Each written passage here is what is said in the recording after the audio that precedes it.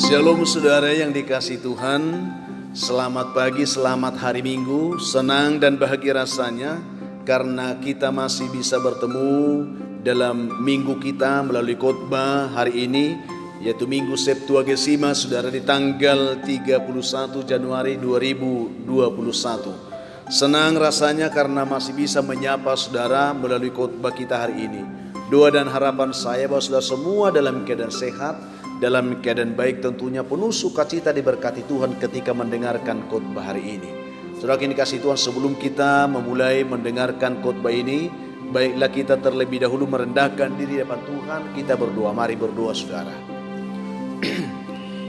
Kiranya damai sejahtera Allah yang melampaui segala akal, itulah yang memelihara hati dan pikiranmu dalam Kristus Yesus Tuhan kita. Amin. Saudara yang dikasihi Tuhan, hari ini Tuhan ingin berbicara kepada kita lewat firman yang menjadi khotbah dalam minggu kita hari ini, yang terambil dari kitab Injil Lukas pasal yang keempat ayat 31 sampai 37. Saudara, mari kita membuka Alkitab kita masing-masing dan saudara bisa membacanya. Saya akan membacakan untuk kita pada kesempatan ini. Saudara bisa membaca dimanapun mendengarkan khotbah ini. Kita bersama membaca. Yesus dalam rumah ibadah di Kapernaum.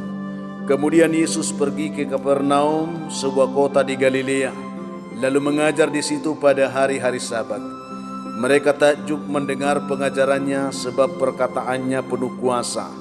Di dalam rumah ibadat itu ada seorang yang kerasukan setan, dan ia berteriak dengan suara keras, "Hai engkau Yesus orang Nazaret, apa urusanmu dengan kami? Engkau datang hendak membinasakan kami. Aku tahu siapa engkau, yang kudus dari Allah." Tetapi Yesus menghardik katanya, "Diam, keluarlah daripadanya." Dan setan itu pun menghempaskan orang itu ke tengah-tengah orang banyak, lalu keluar daripadanya dan sama sekali tidak menyakitinya. Dan semua orang takjub, lalu berkata seorang kepada yang lain, katanya, "Alangkah hebatnya perkataan ini, sebab dengan penuh wibawa dan kuasa ia memberi perintah kepada roh-roh jahat, dan mereka pun keluar." Dan tersebarlah berita tentang dia kemana-mana di daerah itu. Itulah yang kita ingin renungkan. Demikian jauh pembacaan ini saudara. Mari kita mempersiapkan hati untuk menerima berkat rohani dalam pembacaan kita ini. Dari pembacaan ini saudara, kita disuguhkan sebuah tema yang sangat indah bagi ini, yaitu perkataan Yesus yang penuh kuasa. Kalau dalam bahasa Batak ini, perkataan Yesus nagu kuaso. Saudaraku yang dikasihi Tuhan, lewat tema ini kita ingin ditolong sesungguhnya dan diteguhkan dalam iman bahwa Tuhan yang kita percaya, yaitu Tuhan Yesus Kristus, ada Tuhan yang berkuasa saudara. Dia adalah Allah yang berkuasa, baik dalam perkataan dia berkuasa, juga dalam segala tindakan-tindakannya dia selalu penuh dengan kuasa. Saudaraku yang dikasihi Tuhan, kita mungkin perlu melihat sedikit tentang konteks teks yang membantu kita memahami tema dari khotbah kita hari ini, bahwa sesungguhnya sebelum Yesus bertolak dan melayani di Kapernaum, sesungguhnya ia telah melayani terlebih dahulu di kampung halamannya yang bernama Nazaret, saudara. Konteks atau teks sebelumnya kalau kita baca. Tetapi ketika dia melayani di kampung halamannya, di sana dia tertolak. Luar biasa penolakan orang yang ada di sana. Mereka melihat bahwa Yesus itu hanyalah anak Yusuf tukang kayu yang selalu bersama-sama dengan mereka. Tetapi setelah ia tiba di Kapernaum, saudaraku yang dikasihi Tuhan, ia mendapat sambutan yang baik di sana. Dia diberi kesempatan mengajar di rumah-rumah ibadat, dan mereka mau mendengarkan apa yang dikatakan, diajarkan oleh Yesus. Dan kita melihat memang ketika Yesus mengajar di Nazaret, tetapi orang tidak mau menerima perkataan pengajarannya, malah mengejek, mengusir dia. Kita lihat bahwa di sana Yesus tidak menunjukkan kuasanya. Dia tidak melakukan apa-apa di sana. Ya, walaupun sesungguhnya dia berkuasa, tetapi bagi orang yang tidak mau mendengarkan perkataan firman Tuhan, bagi orang tersebut tidak layak kuasa Tuhan dinyatakan seperti itu. Tetapi ketika Yesus mengajar di Kapernaum dan perkataan pengajaran Yesus didengar, diterima oleh orang-orang yang ada di sana, di sanalah Yesus menunjukkan kuasa dari perkataannya melalui perbuatan-perbuatan ajaib yang dilakukannya, khususnya dalam pembacaan teks kita hari ini, saudara. Ini sesuatu yang luar biasa. Orang-orang di Kapernaum bisa sungguh menyaksikan benar perkataan Yesus itu penuh dengan kuasa, saudara. Ini membuat kita harus bangga, saudara. Kita memiliki Tuhan yang penuh dengan kuasa. Perkataan Tuhan, ya dan amin. Dia berkuasa. Firman Tuhan katakan, dia akan melakukan apa yang kusuruhkan kepadanya, dan tidak akan kembali sebelum melakukan itu, saudara. Pada zaman Yesus, sesungguhnya kalau kita perhatikan, bukan hanya Yesus yang menjadi pengajar saat itu. Karena ada banyak pengajar-pengajar yang muncul di tengah masyarakat. Ada orang-orang Farisi, saudara. Ada ahli-ahli Taurat. Ada imam-imam kepala dan seterusnya. Mereka juga mengajar tentang firman. Mereka juga mengajar hukum Tuhan, saudara, di tengah-tengah masyarakat pada saat itu. Tetapi setelah Yesus tampil mengajar di sana, ada banyak orang, khususnya dari murid-murid para orang Farisi ini, mereka berbalik mengikut Yesus, saudara. Mengapa demikian? Tentu ini menjadi sebuah pertanyaan yang perlu kita renungkan. Karena Alkitab mencatat di sana, karena perkataan Yesus itu ketika dia mengajar dikatakan selalu penuh dengan kuasa. Ada wibawa surgawi yang meliputi setiap perkataan Yesus yang menarik hati orang dan bisa melakukan perkara-perkara besar di tengah-tengah mereka, orang-orang mendengarkan firman itu. Itu yang kita lihat. Apa arti perkataan Yesus yang penuh dengan kuasa ini? Ini mungkin yang perlu kita renungkan juga. Ada banyak orang yang mengartikan ini, saudara, bahwa ketika Yesus mengajar dengan penuh kuasa, mereka mengartikan bahwa Yesus itu menggunakan pola yang aneh, katanya.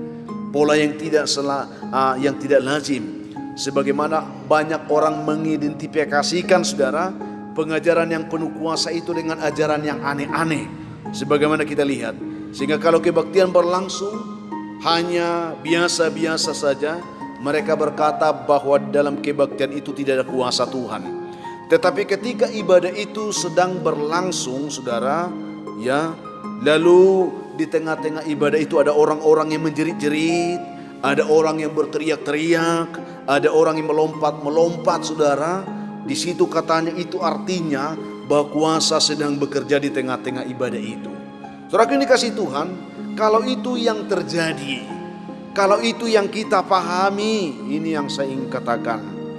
Ya, saya ingin mengatakan kepada kita lewat khotbah ini bahwa sesungguhnya kita sedang tidak mencari Tuhan, saudara. Kita tidak sedang mencari Tuhan jika itu yang terjadi, tetapi kita sedang mencari yang aneh-aneh, saudara. Itu karena kuasa Allah itu selalu didahului dengan damai sejahtera dan akan selalu menuntut orang kepada pertobatan, ya, dan dalam kehidupan yang baik dan teratur, bukan aneh-aneh. Ya, kuasa Tuhan tidak akan menjadikan orang aneh-aneh. Yang aneh-aneh saja tadi akan ditertibkan hidupnya, diberikan ketentraman dan ketenangan.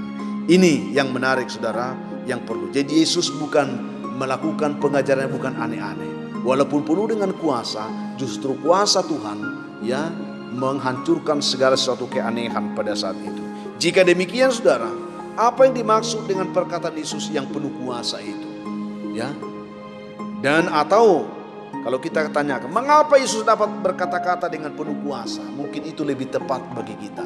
Mengapa perkataan Yesus selalu dengan penuh kuasa? Dan orang takjub mendengar ketika mendengarkan itu. Ada wibawa surgawi yang selalu mengikuti perkataan Yesus. Dan selalu ada tanda-tanda yang mengikutinya, saudara. Ada beberapa hal yang perlu kita renungkan. Ini menjadi perenungan, saudara. Dari hasil perenungan kita perlu melihat bahwa sesungguhnya Yesus berkata penuh dengan kuasa karena apa, saudara? Tentu itu yang perlu kita perhatikan. Yang pertama, Yesus berkata-kata dengan penuh kuasa hidupnya, atau perkataan Yesus penuh dengan kuasa karena yang diperkatakan Yesus itu adalah kehidupannya. Ini penting saudara. Dia bukan memperkatakan yang lain. Artinya setiap pengajaran Yesus saudara selalu itu sesuai dengan apa yang dihidupinya. Sehingga itu mengalir sudah, terpancar dari dirinya sendiri. Ada wibawa yang mengikuti perkataannya. Ada kuasa yang mengikuti perkataannya. Karena memang dia berbicara tentang kehidupannya sendiri. Tidak seperti kebanyakan orang, termasuk pada saat itu orang-orang Farisi, ahli Taurat. Ya, kita lihat di sini yang mengajarkan sesuatu yang tidak dihidupinya. Mereka mengajarkan sesuatu tapi tidak hidup dalam pengajaran. Dan Alkitab mengatakan bahwa orang-orang seperti itulah yang disebut orang-orang munafik, yang hanya tahu mengajarkan tetapi tidak hidup dalam apa yang diajarkan. Matius, ya kalau kita baca ayat 23, Matius 23 ayat 17. Hal ini mengingatkan kita supaya jika kita tidak mampu melakukan sesuatu yang kita perkatakan, sesungguhnya kita tidak pantas menjadi seorang pengajar ya. Kita tidak pantas, kalau saya ingin katakan di sini saudara, menjadi seorang pengajar. Karena perilaku seperti itu akan selalu menjadi batu sandungan bagi orang mendengarkan perkataan kita, pengajaran kita. Khususnya bagi orang yang sungguh-sungguh merindukan Tuhan. Mereka akan tersandung karena perkataan yang tidak kita hidupi saudara. Kita bisa saja mengajar dengan kata-kata yang baik, kata-kata yang manis, kata-kata yang indah. Tetapi jika kita tidak mampu menghidupi apa yang kita katakan itu saudara, itu hanya seperti tong kosong nyaring bunyinya. Inilah yang terjadi saudaraku dengan orang-orang Farisi dan para ahli Taurat saat itu. Tentang hal itu Yesus dengan tegas mengatakan kepada mereka, kepada orang mendengarkan pengajaran orang-orang Farisi itu. Yesus katakan, ikutilah pengajaran mereka, tetapi jangan ikuti perbuatannya. Saudaraku yang dikasihi Tuhan, ini menarik. Memang pada akhirnya perkataan Tuhan diperkatakan siapapun, dia tetap perkataan Tuhan saudara. Tetapi kalau orang tidak menghidupi apa yang dikatakan, itu akan menjadi batu sandungan. Tuhan katakan, yang dikatakan bolehlah kamu ikuti, tapi hidupnya jangan. Itu saudara. Saudaraku yang dikasihi Tuhan, mengajar dengan kuasa tidak akan selalu harus disertai tanda-tanda heran. Tidak akan selalu seperti itu saudara. Tetapi mengajar dengan kuasa itu berarti kita hidup dengan apa yang kita ajarkan. Itu jauh lebih penting. Kuasa kehidupan kita jauh lebih penting daripada sekedar berkata-kata saudara. Itu. Inilah pelayanan yang seimbang. Jika tidak demikian saudara, kehidupan kita akan menjadi cemooh dan akan menjadi batu sandungan bagi banyak orang. Karena orang akan berkata, perkataannya memang indah, tetapi tak satu pun dilakukannya percuma. Itu yang akan dikatakan orang. Ulama do dibotoi, itu yang terjadi saudara. Yang kedua yang kita bisa belajar dari kebenaran ini, yaitu bahwa perkataan Yesus itu penuh dengan kuasa. Karena Yesus mengajar dengan memiliki keakraban dengan Tuhan. Ini teladan yang perlu. Yesus selalu memiliki keakraban dengan Bapanya, dengan Tuhan, dengan Allah. Melalui perkataan dan pengajaran Yesus ini saudara, kita dapat melihat atau di sini dapat terlihat betapa akrabnya Yesus dengan Bapanya di surga. Disinilah letak persoalan di mana orang mengajarkan firman Tuhan hanya karena telah belajar dari buku, dari Alkitab, mungkin karena belajar di sekolah teologi. Ini memang tidak ada yang salah saudara, kita perlu belajar juga. Ya, dan sangat perlu hal itu bagi kita, memperlengkapi pengetahuan kita. Tetapi tanpa hubungan yang baik dengan Tuhan saudara, maka semua persiapan tersebut, pembelajaran tersebut ya, seperti akan bernilai kosong, akan bernilai hampa bagi orang yang mendengar.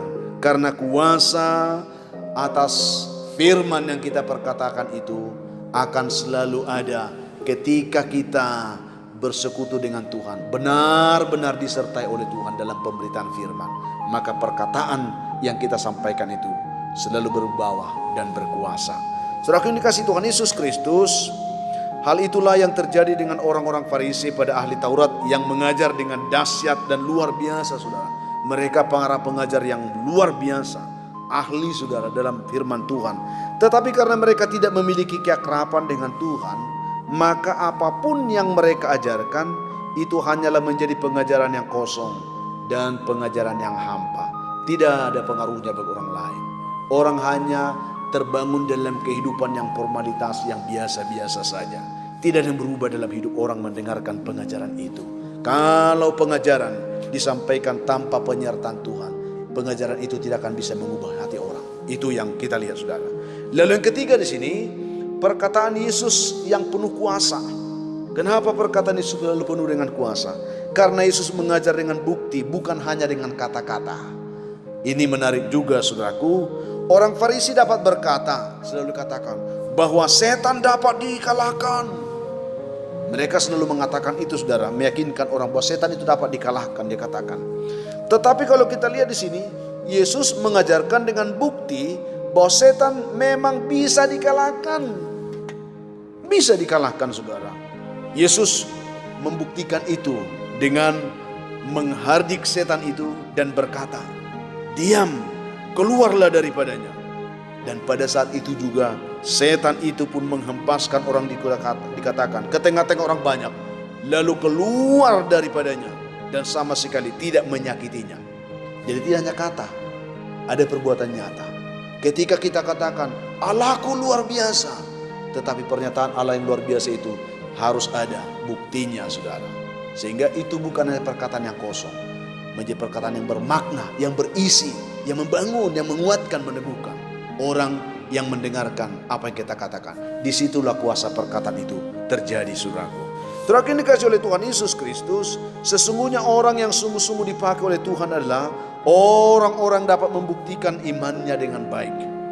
Sehingga iman bukan sesuatu kepercayaan yang hanya tersimpan di dalam hati kita, bukan juga sesuatu yang dapat kita lihat-lihat saja, saudara, tetapi adalah bukti atau sesuatu yang terpancar dari dalam kehidupan kita dan menghasilkan sesuatu yang nyata di hadapan orang yang menyaksikan iman kita tersebut. Itu yang perlu. Iman tanpa perbuatan adalah iman yang mati, saudaraku. Saudaraku yang dikasihi oleh Tuhan, kalau kita mau belajar dari kehidupan beberapa tokoh yang benar-benar bahwa iman itu adalah perbuatan yang nyata, bukan hanya perkataan saja, yaitu Yusuf, saudara, yang walaupun dia difitnah oleh Potifar, istri Potifar, dan dipenjarakan oleh Potifar, ia tetap dapat membuktikan kebesaran ya Tuhan dalam kehidupannya melalui imannya. Ya, sekalipun dia dipenjara, Tuhan menyertai dia, dan dalam penyertaan Tuhan dia membuat berhasil semua apa yang dikerjakan. Jadi iman bukan hanya kata-kata, ada bukti nyata. Iman itu menghasilkan sesuatu yang baik bagi orang beriman. Alkitab juga berbicara tentang Sadrak, Mesak, Abednego dan juga Daniel, saudara. Mereka ini adalah orang-orang yang menghadapi tekanan, masa-masa sukar, tetapi mereka mampu membuktikan iman mereka jelas di sana, dan mereka bisa keluar dari pergumulan itu hanya karena tindakan iman mereka. Alkitab juga mencatat tentang kehidupan Daud, bagaimana dia menghadapi Goliat raksasa yang luar biasa pada saat itu. Tetapi dia berdiri tegas, berdiri kokoh dalam imannya serta berkata, dia katakan, "Engkau boleh mendatangi aku dengan tombak dan lembing, tetapi aku mendatangi engkau dengan nama Allah semesta alam." Luar biasa, saudaraku. Jadi ada sebuah bukti nyata iman, tidak hanya kata-kata. Lalu dia hanya mengambil satu biji batu, lalu dia mulai memutar umbannya, dan pada saat itu juga Goliat rubuh, saudara, hanya karena perbuatan iman, tindakan iman. Ini yang penting, saudaraku. Dan Yesus melakukan itu tidak hanya berkata-kata. Ketika dia berkata bahwa setan tunduk, dia tundukkan setan, saudara. Itu yang penting. Jadi apa yang ingin kita dapatkan dari semuanya, saudaraku, ini kasih Tuhan, ya, lewat kebenaran ini, ya, kebenaran firman Tuhan yang kita terima hari ini, kita diingatkan, saudara, tentang kuasa Tuhan. Bahwa kuasa Tuhan itu bukanlah sesuatu yang tersembunyi lagi bagi kita. Kuasa Tuhan itu adalah pada firman. Firman yang kita perkatakan. Karena dikatakan Tuhan Yesus itu tetap sama dahulu, sekarang, sampai selama-lamanya. Dan firman-Nya itu pun tetap sama, penuh dengan kuasa, penuh dengan wibawa rohani. Setiap kita anak-anak Tuhan yang mau bersekutu dengan Tuhan lewat firman, yang selalu gemar memperkatakan firman, maka firman itu akan menuntun kehidupan kita kepada kuasa Tuhan. Itu yang penting, saudara, kepada iman. Dan oleh iman kita bisa melihat Tuhan menyatakan kuasanya di tengah-tengah kita. Bersyukurlah saudara, karena perkataan Yesus yang penuh dengan kuasa ini masih bisa kita dengarkan saat ini, yaitu firman Tuhan yang kita dapatkan lewat khotbah kita hari ini. Dalam Ibrani 4 ayat 12 dikatakan di sana, sebab firman Allah itu hidup, kuat dan lebih tajam daripada pedang bermata dua manapun. Ia menusuk amat dalam sampai memisahkan jiwa dan roh, sendi-sendi dan sumsum. Ia sanggup membedakan pertimbangan dan pikiran hati kita. Luar biasa saudara. Jadi setiap kita yang mau mendengarkan firman, memperkatakan firman, maka firman yang kita perkatakan akan menyatakan kuasa Allah dalam kehidupan kita dimanapun kita berada. Dan dalam menghadapi apapun, kuasa Allah lewat firman itu akan menolong kita dan memberkati kita. Kuasa perkataan Yesus ini masih dapat kita rasakan hingga saat ini saudara.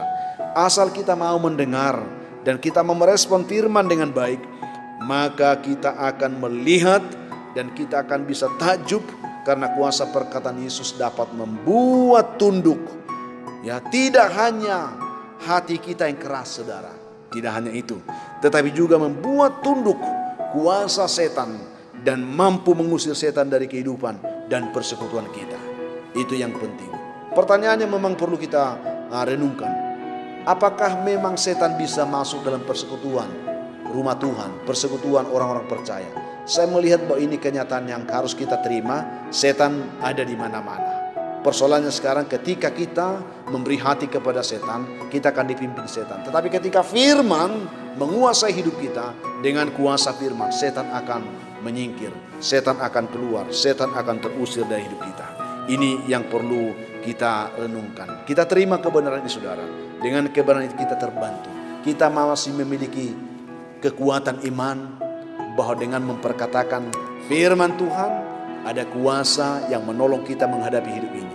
Apapun tantangan yang kita hadapi, dengan memperkatakan firman, kita akan memiliki kepastian. Kita juga akan ditolong oleh Tuhan, dilepaskan, dibebaskan, diberkati oleh Tuhan. Itu yang kita terima hari ini. Tuhan memberkati saudara dimanapun mendengarkan renungan ini. Firman Tuhan ini, khotbah ini saudara. Diberkatilah kiranya saudara oleh firman yang penuh dengan kuasa Tuhan hari ini. Kita berdoa. Tuhan Yesus, terima kasih untuk kebaikan-Mu yang telah menyapa kami pada minggu hari ini. Berkatilah firman yang kami terima, bahwa benar perkataan Yesus selalu penuh dengan kuasa. Itu didapatkan karena Dia hidup dalam firman itu sendiri. Dia memberitakan hidupnya, bersekutu dengan Allah Bapa di surga, dan tidak hanya berkata, Dia menyatakan sesuatu bukti nyata. Oleh karena itu Tuhan, berkatilah saudara-saudara kami mendengarkan khotbah ini. Yang lemah Tuhan kuatkan, yang putus asa berikan pengharapan, yang berduka hiburkan mereka Tuhan. Secara khusus yang berbeban berat Tuhan berikan kelegaan. Ada banyak umat-Mu saat ini yang sedang terbelenggu dengan sakit penyakit, baik di rumah maupun rumah sakit. Tuhan yang baik, ulurkan tangan-Mu, bantu mereka dan lepaskan. Itu iman pengharapan kami saat ini. Ada banyak anak-anak-Mu yang sedang bergumul untuk mendapatkan pekerjaan, berkati mereka. Ada banyak anak Tuhan yang sedang bergumul dalam pergumulan keluarga. Tuhan tolong selamatkan keluarga-keluarga kami semuanya. Anak-anak kami juga sedang bergumul untuk mendapatkan jodoh, berkati mereka. Anak-anak kami juga Tuhan yang sedang pergumulan pendidikan, Tuhan tolong mereka. Juga umat-Mu yang sedang mengharapkan keturunan, berkati buah kandungan mereka. Ada banyak umat Tuhan saat ini yang sedang mengharapkan anugerah-Mu. Ketika mereka mendengarkan khotbah dan doa ini, hamba berdoa saat ini bagi mereka dalam nama Tuhan Yesus, biarlah mereka boleh diberkati oleh Tuhan. Terpujilah Engkau Bapa, dalam nama Yesus kami berdoa. Amin.